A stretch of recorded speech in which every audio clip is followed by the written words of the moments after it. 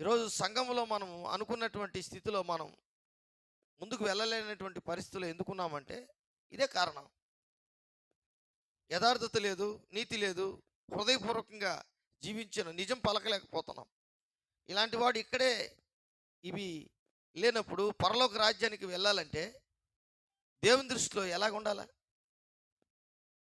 ఒక వ్యక్తికి ఉన్నటువంటి దేవునికి ఉన్నటువంటి సంబంధం ఇది. తర్వాత చూడండి, 5వ వచనం, తన ద్రవ్యము వడ్డీకి ఇవ్వడు. ఇది చాలా ముఖ్యం. ఈరోజు సంఘములో ఉన్నటువంటి వారే ఏ పని చేయలేదు.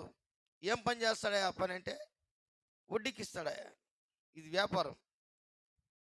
అది కూడా ఒక పనేనా? చెప్పండి. ఏమా అది కూడా ఒక పనేనా?